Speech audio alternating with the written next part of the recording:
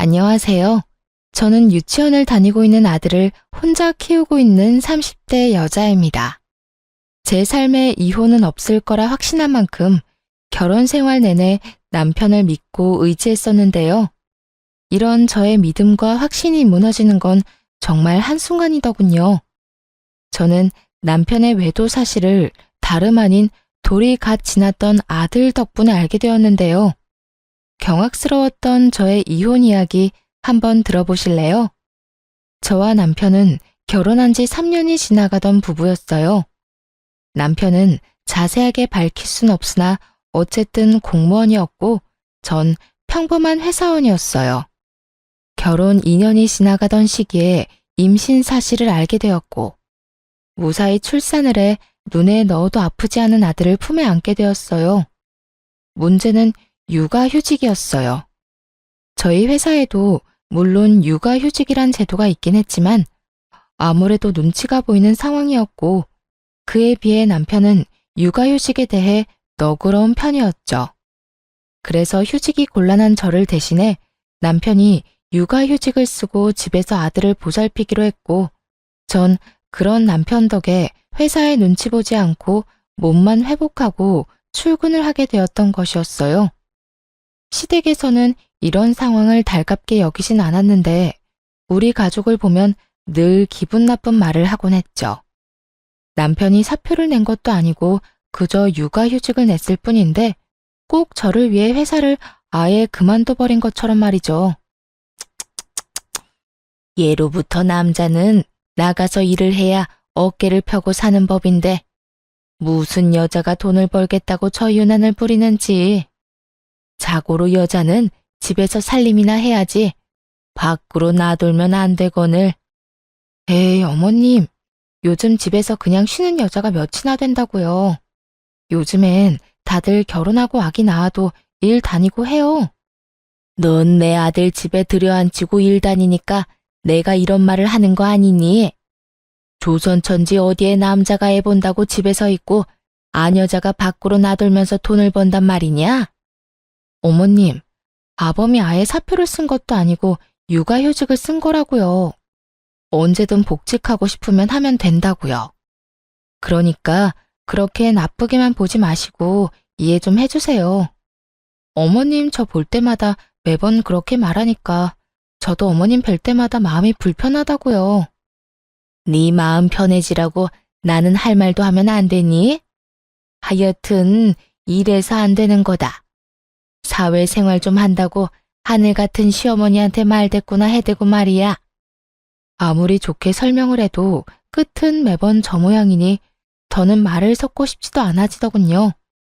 말이야 바른 말이라고 저라고 아직 엄마 손길이 필요한 아기를 두고 출근을 해야 하는 상황이 마냥 편한 상황은 아니잖아요. 물론 밖에서 사람을 만나는 저와는 달리 온종일 아기와 씨름하는 남편도 힘들겠지만 저 역시 몸도 편치 않은 상황에서 일하랴 집에 와서 살림하랴 보통 힘든 것이 아닌 상황이었죠. 하지만 남편이 절 위해 육아휴직까지 쓴 만큼 저 역시 그런 남편을 위해 최대한 힘든 티를 내지 않고 퇴근하고 나선 남편을 쉬게 하려 노력했는데 저딴 말이나 들으니 기분이 좋지만은 않은 상황이었죠. 거기에다 제 기분을 가장 상하게 했던 말은 다름 아닌 이 말이었어요. 여자는 밖으로 돌리면 사고치게 돼 있다고. 어디 가서 애 뭔 짓이나 하고 다니고 있는지 누가 알겠어? 남자, 외간 남자 말이다. 시모는 이미 제가 회사를 다니며 외도나 저지르고 다니는 여자 취급을 해댔고 저는 정말 제 몸에 카메라라도 달아서 제 치열한 하루를 보여주고 싶은 심정이었죠. 남편은 시댁에서 이런 말이 나올 때마다 이런 말을 하곤 했어요. 우리 부모님이 옛날 분들이라서 그래. 특히 엄마 사고방식이 조금 고지식해서 아마 그런 식으로 말씀하시는 걸 거야. 당신이 나가서 정말 그런 짓을 한다고 생각하는 게 아니라 그냥 말만 저렇게 하시는 것뿐이야. 멀쩡한 아들이 집에서 아기 보고 있다는 사실이 속상하셔서 하는 말이지 뭐. 그러니까 당신 너무 속상해하지 마. 마음에 담아두지도 말고 말이야. 제 마음을 달래주려고 하는 말인 걸 알면서도 계속해서 반복되는 말과 상황 앞에서 남편의 위로 섞인 변명을 들리지 않았고 저는 점점 마음이 상해갔어요. 그러던 어느 날 아들이 열감기에 걸려 고열이 나게 되었고 이 소식을 전해 들은 시모가 저에게 전화를 걸어 모든 것을 제 탓으로 돌리며 화를 내기 시작하더군요. 이래서 애는 엄마가 키워야 한다는 거야. 애 엄마라는 게 애는 뒷전이고 밖으로 나다닌다고 바쁘니 애가 감기나 걸리지.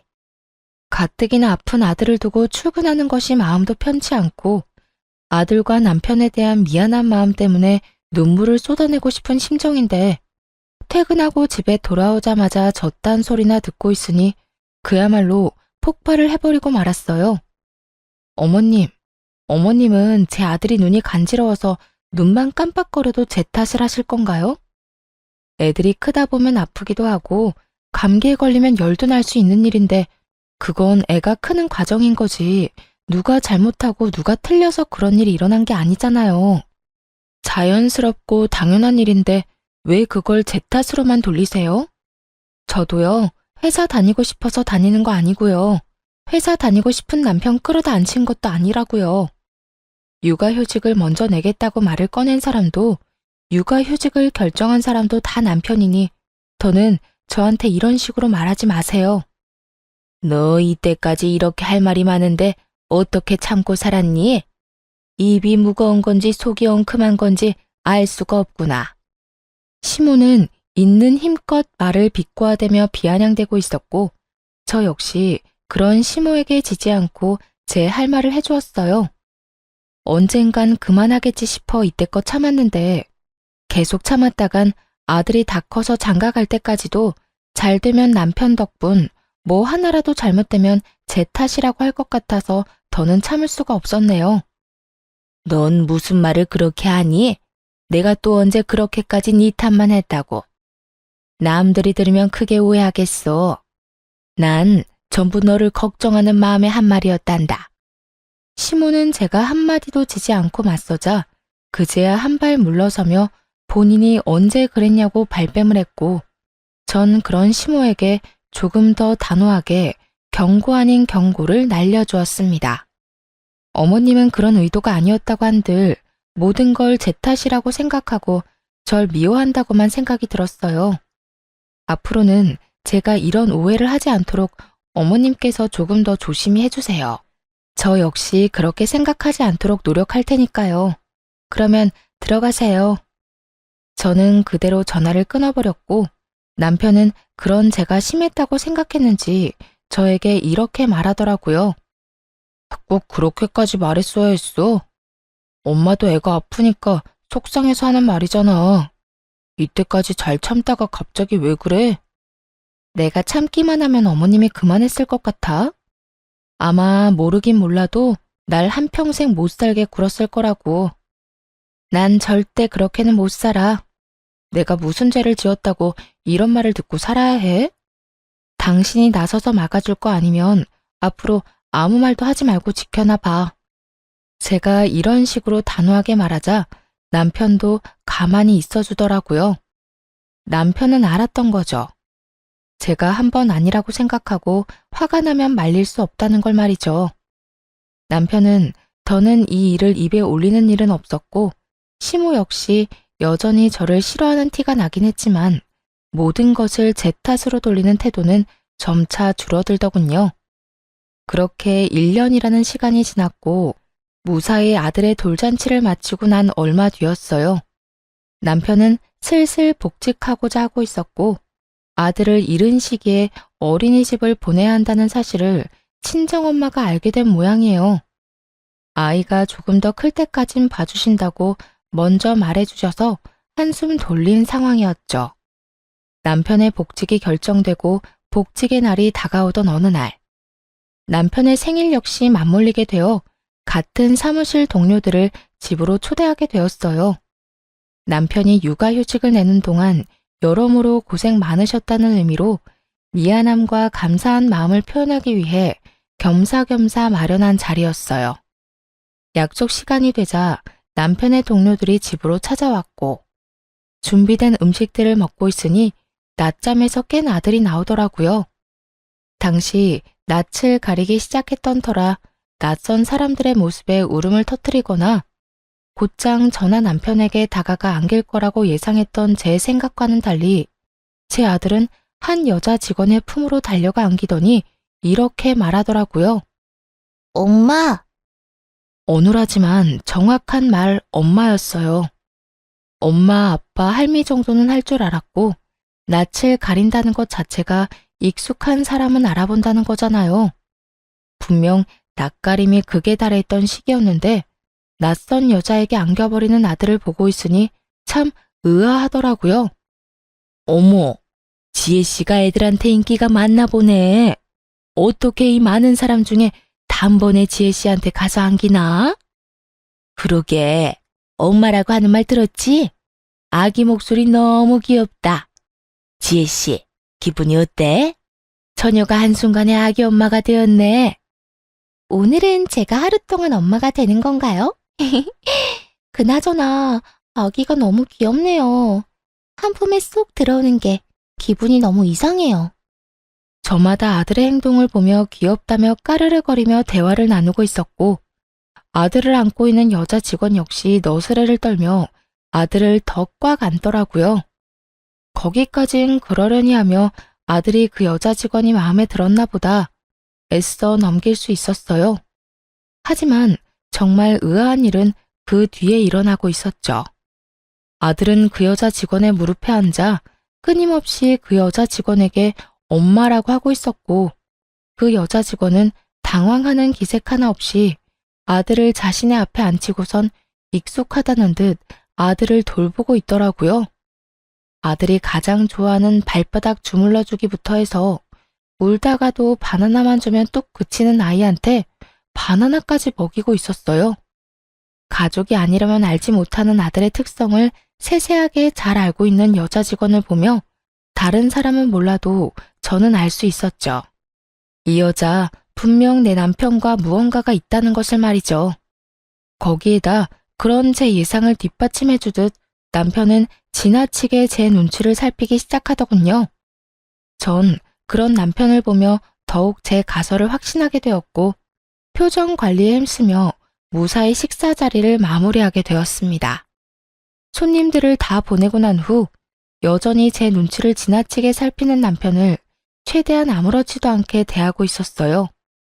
제 마음엔 99% 정도 그 여자가 그저 직장 동료가 아닐 거란 걸 확신하고 있었지만 혹시나 제가 큰 오해를 하고 있다면 그거 역시 그거대로 많이 곤란한 상황이 될 수 있을 테니까요. 전 표정 관리를 하며 오늘 하루 무사히 잘 넘겨 다행이라는 말을 하며 은근슬쩍 그 여직원 이야기를 꺼냈어요. 그 여자 직원 우리 아들 엄청 잘 봐주더라. 아들도 좋아하고 말이야. 덕분에 편하게 밥도 먹고 수다도 떨었네. 출근하면 고맙다고 해줘. 들어보니까 조카들이 어리다고 하더라고. 그래서 애들도 잘 보고 애들도 잘 따르고 하는가 보더라. 어찌되었든 당신이 오늘 편했다니 다행이다. 나 때문에 당신이 너무 고생하는 거 아닌가 생각했거든. 들어가서 좀 쉬어. 뒷정리는 내가 할게. 아니야, 같이 해. 혼자 언제 다 하려고 그래. 아니야. 내가 다 할 수 있어. 당신은 준비하느라고 정신 없었을 텐데 얼른 들어가서 쉬어. 내가 얼른 끝내고 들어갈게. 그래? 그러면 수고해. 남편은 묻지도 않은 직원의 가족관계까지 설명하며 저를 방으로 밀어넣으려 하더군요. 결국 남편에게 뒷정리를 맡기고 안방으로 들어와 버렸습니다. 아무리 좋게 생각해보려고 해도 의심스러운 정황에 한참을 고민하던 저는 아기가 태어나기 전 충동적으로 구매했던 홈 CCTV 2개를 꺼내들게 되었죠. 무선으로 몰래 숨기기 좋아 보였거든요. 하나는 남편이 거실을 치우는 사이 아기 수납장 맨 위 인형들 사이에 숨겼고 하나는 남편이 자는 사이 거실에 있는 수납장 안에 숨겨두었죠. 아예 신경을 쓰지 않고 보면 아무도 눈치채지 못할 정도로 몇 번이고 확인했고 그렇게 아무 일도 아무것도 모르는 척 일상생활을 잘하고 지냈죠. 어느덧 남편의 복직 일주일 전으로 다가왔지만 그때까진 아무리 CCTV를 살펴봐도 그 어떠한 의심스러운 장면이 없더라고요. 의심스럽기는커녕 아들을 보느라 고생인 남편을 보는데 안쓰러운 마음마저 들었어요. 남편은 긴 시간 외출하는 일이 거의 없었고 해봤자 아이와 함께 잠시 단지 내에 산책하러 간다거나 아이와 외출 시간이 길다 싶으면 함께 장을 봐서 오는 듯 양손 가득 먹거리를 사들고 들어오더라고요. 그런 남편의 생활을 지켜보고 있자니 괜한 사람을 오해한 것 같아 죄책감마저 느껴지더라고요. 그런 생각이 드니 이 모든 것이 무슨 짓인가 하는 생각이 들며 집에 숨겨왔던 CCTV를 치워야겠다고 마음먹은 어느 날이었어요. 그날은 의도치 않은 야근이 생겨 저녁 10시가 넘어가도록 퇴근을 못하던 날이었어요. 남편에겐 야근 때문에 많이 늦을 것 같다고 말해놓고 아이가 잘 있는지 틈틈이 휴대폰으로 챙겨보고 있었죠. 그런데 그날따라 남편의 행동이 수상하더라고요. 평소엔 편한 차림으로 집에서 지내던 사람인데 그날따라 옷을 신경 쓴다 싶더니 이곳저곳 다니며 탈취제를 뿌리질 않나. 또 심지어는 손도 대지 않던 화장실 청소까지 하기 시작하더군요. 이불을 터는 모습이 보이기도 했고요. 정말 이상하다는 생각이 들던 그때 저녁 7시쯤 집에 누군가 찾아온 듯 했고 그 누군가는 저의 예상대로 그 여자였어요. 두 사람은 제가 없는 제 집에서 마치 신혼부부라도 되는 양 행복한 시간을 보내기 시작하더라고요. 그러면서 나누는 두 사람의 대화에 손이 벌벌 떨리더군요. 자기야, 왜 이렇게 오랜만에 왔어? 아이고, 혹시 모르잖아. 일도 바쁘기도 했고 그날 주원이가 나한테 엄마라고 하면서 내 무릎에 앉는데 내가 태어난 척했지만 정말 깜짝 놀랐다니까. 자기 부인은 아무 말도 안 했어? 내가 말했잖아. 그 여자 눈치가 진짜 없다고. 그날도 무사히 잘 넘겼다고. 자기 덕분에 밥 편하게 먹었다고 오히려 고마워하더라니까. 그나저나 나도 깜짝 놀랐지 뭐야. 엄마라고 하라고 시키긴 했지만 집사람 앞에서도 자기한테 엄마라고 할 줄은 전혀 몰랐잖아. 남편은 아들의 머리카락을 쓰다듬으며 상간녀를 보고 웃고 있었고 상간녀 역시 남편과 눈을 마주하며 웃는가 싶더니 아들을 끌어안고 경악스러운 말을 하기 시작했어요. 그러니까 우리 주원이가 참 똑똑하다니까. 주원아, 엄마 해봐. 엄마. 그래 주원아, 지금부터 익혀둬. 네 엄마가 될 수도 있으니까 말이야. 남편과 상간녀는 제 아들을 붙잡고 엄마라고 말하라며 시키고 있었고 아직 아무것도 모르는 아들은 그저 맑게 웃고 있더라고요. 그 모습을 보는데 정말 눈이 돌아버릴 것만 같은 기분이었어요.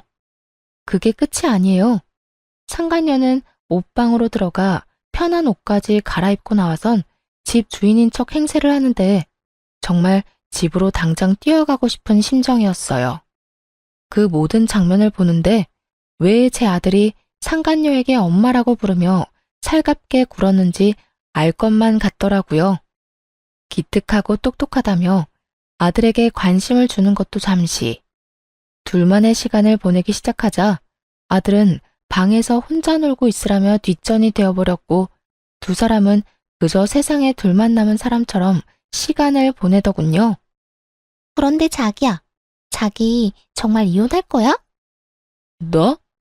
자기가 원하면 이혼이든 뭐든 다 할 수 있지. 자기는 내가 이혼하고 자기랑 살았으면 좋겠어?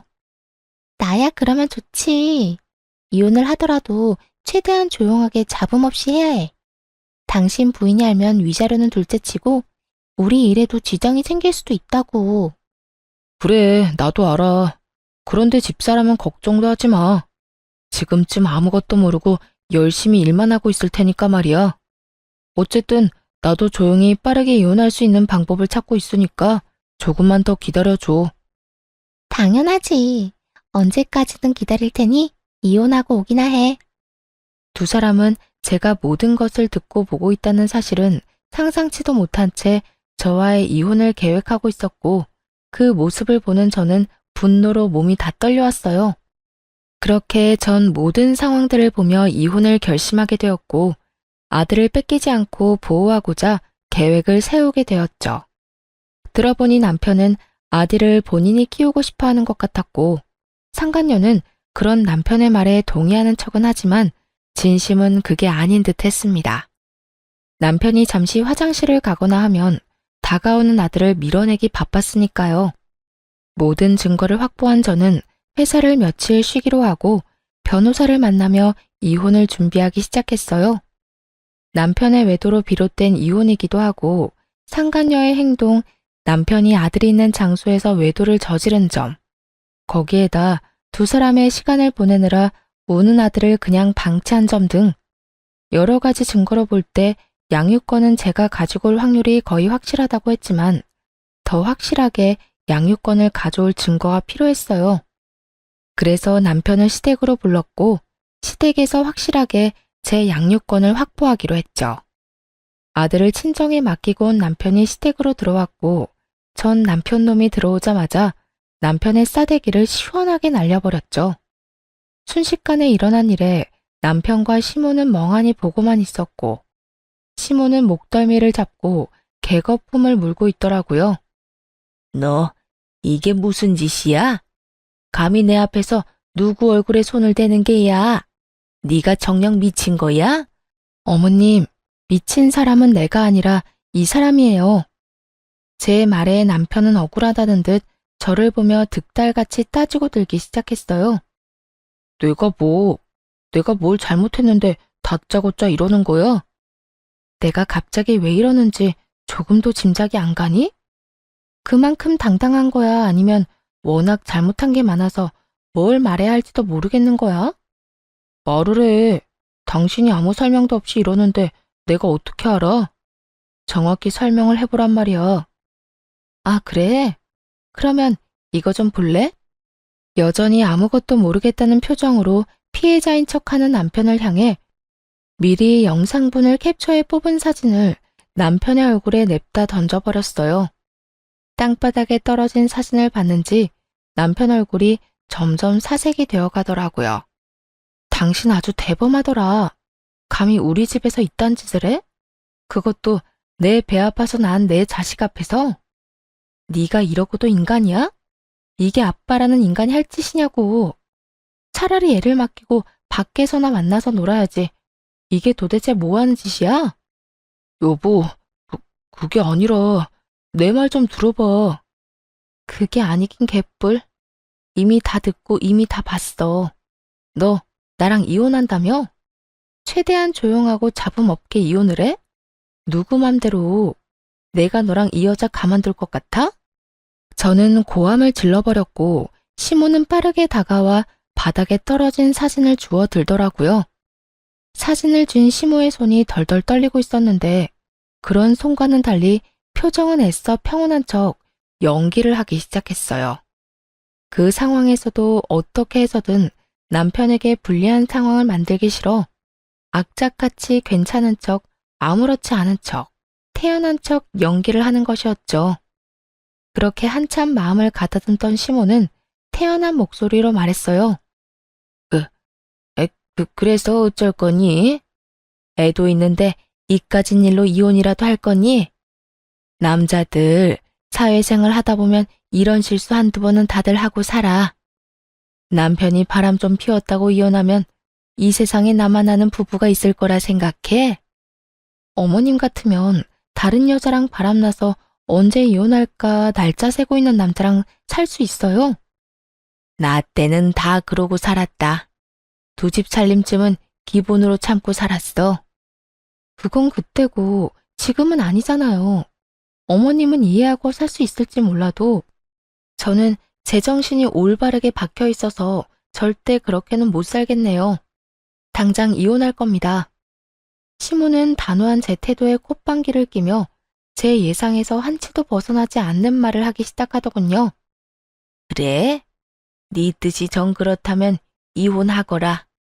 너랑 이혼한다고 한들 우리 아들이 혼자 살 것도 아니고 말이야 바른말이라고 그냥 평범한 회사원인 너보단 같은 공무원 며느리가 나도 좋겠네. 이혼은 해도 되는데 단 내 손주는 네가 못 데리고 간다. 그건 네가 무슨 말을 하고 네가 어떤 수를 써도 절대 안 되는 일이니 그렇게 알아. 이미 예상했던 대로 흘러가서 그런가 저딴 말을 들어도 놀랍지도 않더라고요. 전 그런 시모의 말에 눈 하나 깜빡하지 않고 준비한 말을 꺼냈어요. 그러죠 뭐. 여자 혼자 아들 키우는 게 어디 보통 일이겠어요? 그렇게 원하신다면 제 아들 데리고 가서 잘 키워보세요. 그런데 어머님, 새며느리 될 이 여자도 과연 어머님이랑 같은 생각일까요? 나이도 어려 직업도 공무원이라 앞날이 창창한데 이혼남인 것도 모자라 애까지 있다고 하면 글쎄요. 지금은 사랑에 눈이 멀어서 앞뒤 재지 않고 이딴 짓까지 한다고 쳐도 막상 정말 이혼까지 하고 애까지 키워야 한다고 하면 그 여자가 순순히 받아들일지는 잘 모르겠네요. 뭐야? 지금 네 말은 그 여자가 내 손주를 안 키워주기라도 할 거란 말이야? 그렇잖아요. 어머님 같으면 직업도 공무원에 나이도 어린데 이혼남도 모자라 애까지 키워야 한다고 하면 그런 결혼할 것 같아요. 제가 본 게 좀 있어서 그러는데 그 여자 절대 제 아들 제대로 안 키울 거예요. 우리 집에 나 몰래 왔을 때도 남편이 화장실 가니 애는 나 몰라라 하던데요, 뭘. 이렇게 바득바득 우겨서 데려간 아들 다른 데는 맡기지는 못할 거고 그렇다고 해서 어머님이 이제 걷기 시작한 애를 도맡아 키울 수는 없을 텐데 그래도 손주가 아까워서 저에게 못 주겠다고 하면 하는 수 없죠. 제가 포기할게요. 시모는 제 말을 가만히 듣고 있더니 일리가 있다 싶었는지 순식간에 말을 뒤집더군요. 아, 아니다. 모름지기 애는 엄마가 키워야 하는 게야. 나야 물론 내 새끼 곁에 두고 보면 좋겠지만 어디 내 생각만 할 수 있니? 우리 손주를 위해서 이 할미가 포기할 건 포기해야지 뭐. 시모의 말에 남편이 나서 그럴 순 없다고 했지만 그 역시도 아들 혼삭기를 막을까 걱정됐던 시모가 득달같이 반박하고 나서주더군요. 그래도 애를 어떻게 보내? 난 내 아들이랑 같이 살 거야. 내 아들이랑 떨어져 살기 싫다고. 이 녀석아, 조용하지 못해? 애야 한 번씩 보면 되지만 넌 이혼해서 혼자 어떻게 살 거야? 한평생 외롭게 살 거야? 그건 걱정하지 마. 지혜가 우리 아들 자기 자식처럼 키워준다고 했다고. 그걸 다 믿어? 지금이야 너한테 눈이 멀어서 애가 어려도 뭐든 다 하겠다고 말하겠지만 막상 너 이혼하고 네가 아쉬운 처지 돼봐라. 그때도 네 말처럼 애 키운다고 말이 나올지. 그리고 너희 살면서 애라도 생기면 어떻게 할 거야? 여자는 제 배 아파 낳은 자식한테 손길 눈길 한 번씩은 더 가게 되는 법이야. 설마 우리 지혜 그런 여자 아니라고. 그런 여자라서 그렇게 행동하는 게 아니라 그런 상황이니 그렇게 행동할 수밖에 없다는 걸 왜 몰라 이 녀석아. 괜히 애 때문에 상황 시끄럽게 만들지 말고 그냥 넌 홀가분하게 애 주고 와서 깨끗하게 새 출발해. 시모의 반박 불가한 말에 남편은 어느새 수긍하며 고개를 끄덕이고 있었고 전 마음속으로 쾌재를 불렀습니다. 만약 그럼에도 시모와 남편이 양육권을 가지려 우겨대면 읊어주려고 미리 작성해왔던 변호사님의 자문도 주머니 속에 있었거든요. 뭐 귀찮은 일은 덜었던 것이었죠. 그래, 그러면 우리 아들 양육권은 당신이 가져. 그 대신 우리 아들 잘 키워야 한다. 정말 잘 키워야 해? 어쩔 수 없지 뭐. 그런 걱정은 하지도 마. 그래도 내가 엄만데 남보다 내가 더 지극정성으로 키우지 않겠어?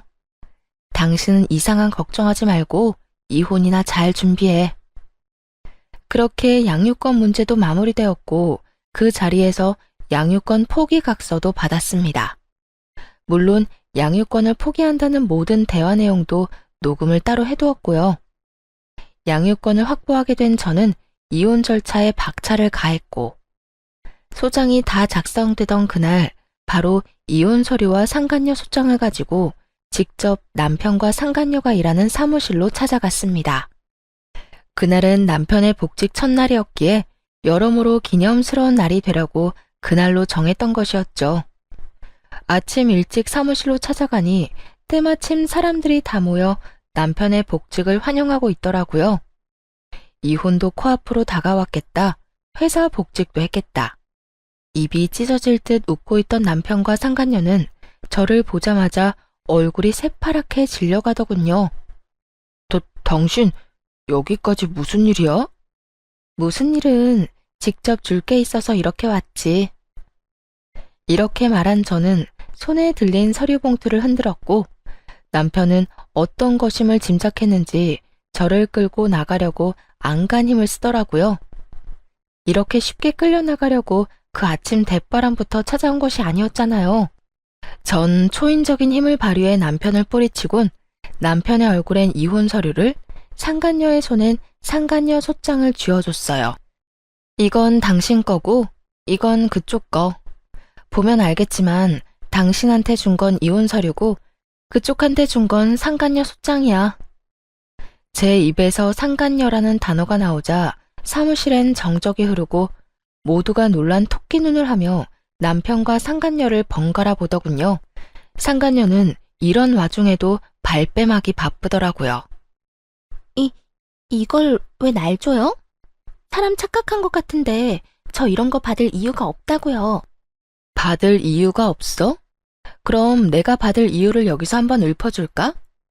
너 나 회사 출근하면 우리 집에 들락날락했던 거 내가 모를 줄 알아?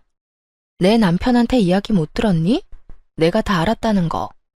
아니면 이야기는 다 들었지만 내가 이렇게까지 나올 줄은 몰랐던 거야? 그래서 이렇게 말도 안 되는 발뺌질을 하는 거야? 발뺌해도 소용없어. 증거는 넘쳐나고 상간녀 소송 진행되면 어차피 다 알게 돼 있으니까 발뺌 그만하지?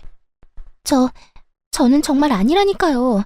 전 정말 상간녀 이런 거 아니라고요. 아니긴 개뿔. 여기 내 남편이랑 바람난 여자가 너 말고 또 있어?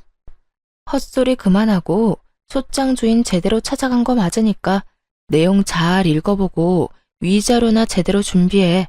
알겠어? 상간녀가 아무 말도 못하고 몸만 부들부들 떨고 있으니 남편은 도저히 안 되겠다 싶었는지 다시금 저를 바깥으로 잡아 끌기 시작하더군요. 이제 모두가 알게 되었는데 대체 무슨 뻔뻔함으로 나를 잡아 끄는 건지. 그 손길이 너무 더럽고 추악하게 느껴졌던 저는 팔을 신경질적으로 쳐내며 말했죠. 이거나 어디서 감히 내 몸에 손을 대? 네가 가지 말라고 해도 내 할 일은 다 했으니 이제 갈 거야. 제가 방향을 틀자 남편 놈은 저만 들리게 아주 작은 소리로 이렇게 말하더라고요. 갈 때 가더라도 사람들한테 다 오해라고 설명하고 가야 할 거 아니야. 이대로 가면 나랑 지혜는 어떻게 해? 당신 때문에 일 그만두게 되면 당신이 책임질 거야? 어쩌면 인간이 이렇게나 뻔뻔할 수가 있는지 그 순간 멍하더라고요.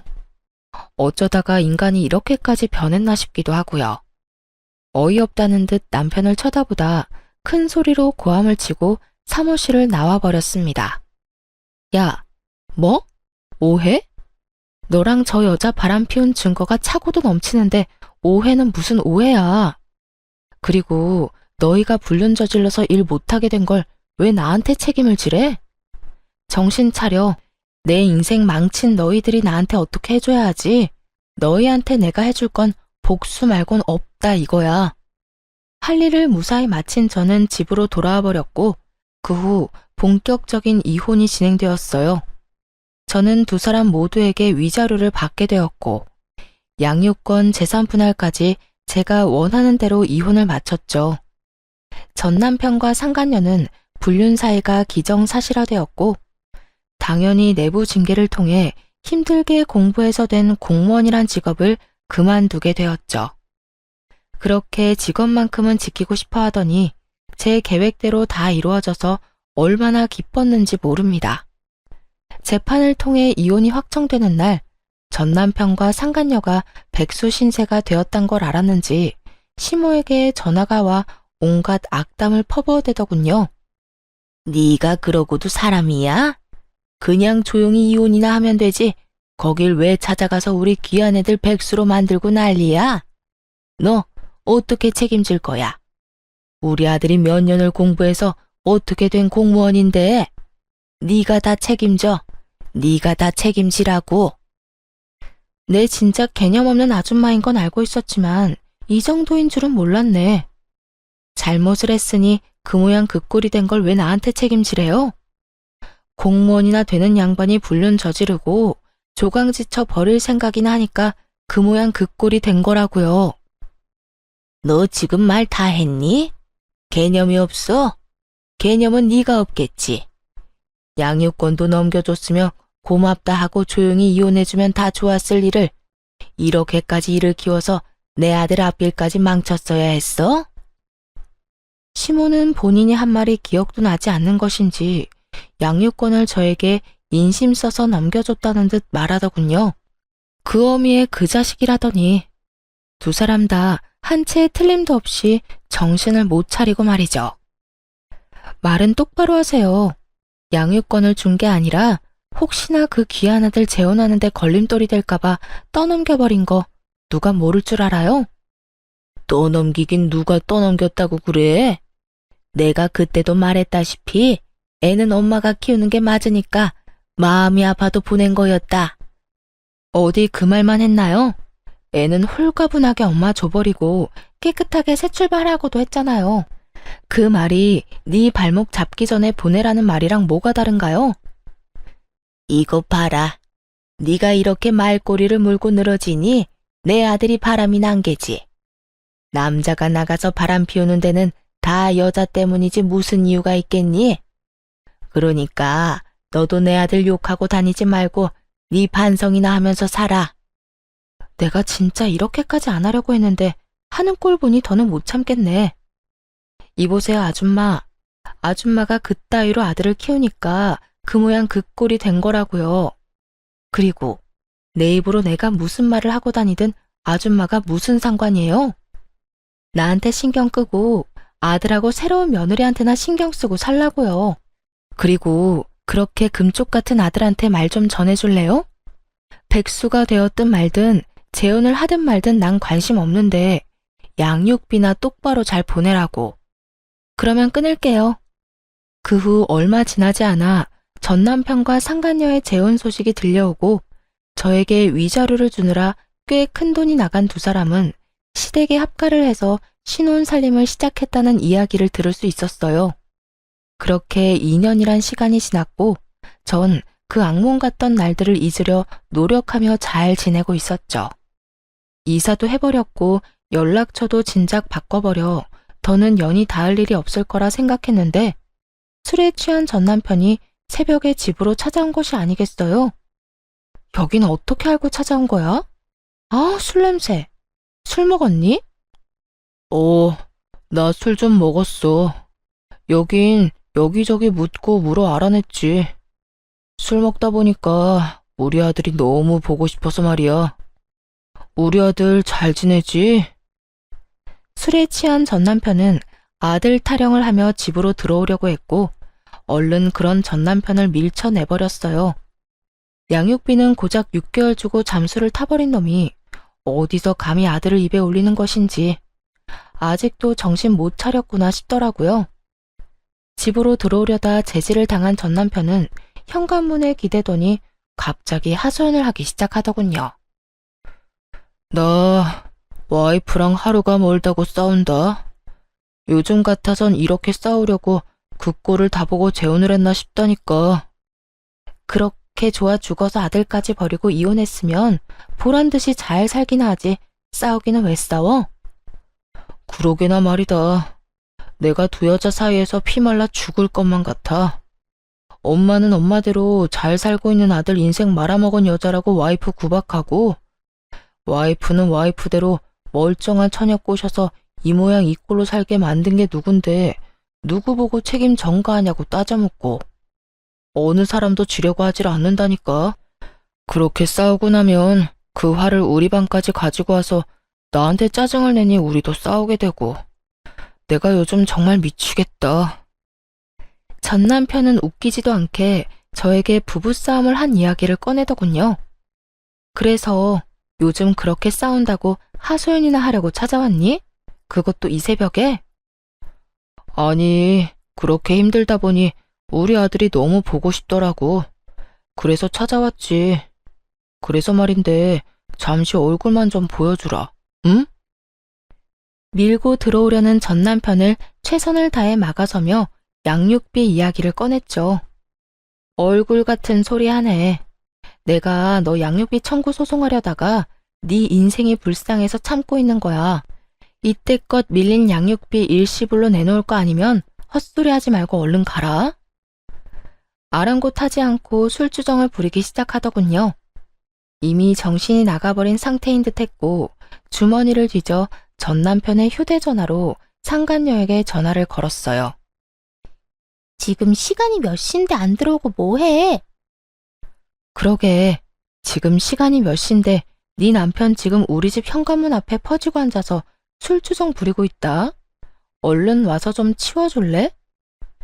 제 말에 상간녀는 노발대발하며 고함을 질러댔고 전 주소를 알려주며 그렇게 고함을 지를 시간에 얼른 와서 이 인간 쓰레기나 빨리 치우라고 해버렸죠. 그렇게 전화를 끊고 얼마 지나지 않자 임신을 했는지 배가 꽤 나온 상간녀가 화를 내며 오더라고요. 이게 도대체 무슨 일이야? 두 사람 나 몰래 만나고 있었어요? 두 사람 재결합이라도 하기로 했냐고. 내가 미쳤어? 이딴 인간이랑 재결합하게. 그러면 내 남편이 왜 여기 있어요, 왜? 나한테 복수라도 하려고 내 남편 끌어들였어요? 너도 당해봐라 이거냐고요. 야, 가지라고 해도 안 가고 오라고 한 적도 없거든? 알려준 적도 없는 집 찾아와서 이러는데 나보고 어쩌라는 거야? 난 네 남편한테 아무런 감정도 없으니까 제발 좀 데리고 가고 앞으로 네 남편 단속이나 좀 잘해. 다음에 또 이딴 식으로 찾아오면 경찰에 신고할 거라고 꼭 좀 전해주고. 상간녀는 저를 한번 쏘아보더니 전 남편을 흔들어 깨워 질질 끌고 집으로 돌아가더군요. 그 꼴 참 보기 좋다 싶었네요. 그 후 들리는 전 남편은 또 제 번호를 어떻게 알았는지 연락이 와선 친절히 그 뒷이야기를 전해주더라고요. 당신 도대체 내 와이프한테 그날 뭐라고 한 거야? 혹시 뭐 오해할 만한 이야기 했어? 오해? 무슨 오해? 너랑 나 사이에 남은 오해라도 있니? 난 그저 네 남편 술 많이 취해서 이러고 있으니 데리고 가라고 했을 뿐이야.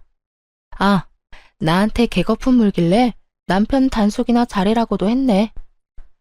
별 말도 안 했는데 내 와이프는 왜 그러는 거야?